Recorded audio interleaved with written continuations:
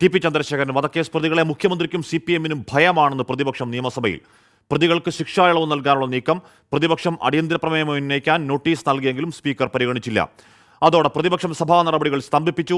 പ്രതികൾക്ക് ഇളവ് നൽകരുതെന്നാവശ്യപ്പെട്ട് KK രമ ഗവർണർക്ക് കത്തു നൽകും.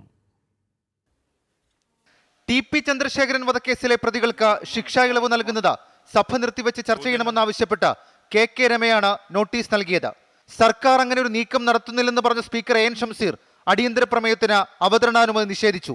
ടി പി ചന്ദ്രശേഖരൻ കൊലപാതക കേസ് പ്രതികൾക്ക് ശിക്ഷ ഇളവ് നൽകാൻ ശ്രമിക്കുന്നതായി പറയപ്പെടുന്ന നീക്കത്തെ സംബന്ധിച്ചാണ്. ഇത്തരമൊരു നീക്കം ഉണ്ടായിട്ടില്ല എന്ന കാര്യം ഇതിനകം വ്യക്തമാക്കപ്പെട്ടു കഴിഞ്ഞ സാഹചര്യത്തിൽ ഇക്കാര്യത്തിൽ മറ്റ് അടിയന്തര പ്രാധാന്യമില്ലാത്തതിനാൽ ചട്ടം 52(5) പ്രകാരം നോട്ടീസ് നിരക്കുകയാണെന്ന് സർക്കാർ പറയേണ്ടത് സ്പീക്കർ പറഞ്ഞത് അനൗചിത്യമാണെന്ന് പ്രതിപക്ഷ നേതാവ് കുറ്റപ്പെടുത്തി.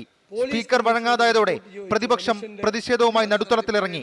നടപടികൾ വേഗത്തിൽ പൂർത്തിയാക്കി സഭ ഇന്നത്തേക്ക് പിരിഞ്ഞു. അങ്ങേക്ക് എല്ലാ ബഹുമാനവും എല്ലാ ഘട്ടത്തിലും നൽകിയിട്ടുണ്ട്. ഇതിനപ്പുറത്ത് സംസാരിക്കാൻ പറ്റില്ല.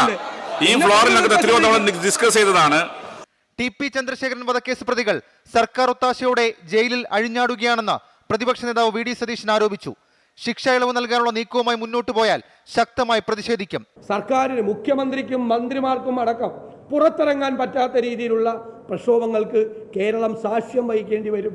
ഉന്നതതല ഗൂഢാലോചന പുറത്തുവരുന്ന ഭയം കൊണ്ടാണ് സർക്കാർ പ്രതികൾക്ക് ഇളവ് നൽകാൻ നീക്കം നടത്തുന്നതെന്ന് KK രമ. മുഖ്യമന്ത്രിയുടെ മുഖത്ത് നോക്കി ചോദിക്കാനുള്ള ഒരുപാട് ചോദ്യങ്ങളുണ്ട് ഈ വിഷയവുമായി ബന്ധപ്പെട്ട്.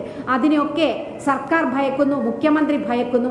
വിഷയം നിയമസഭയിൽ ഉന്നയിച്ചപ്പോൾ സ്പീക്കർ മറുപടി പറഞ്ഞതിൽ PK Kunhalikutty, Anoop Jacob, Mons Joseph തുടങ്ങിയവരും വിമർശിച്ചു.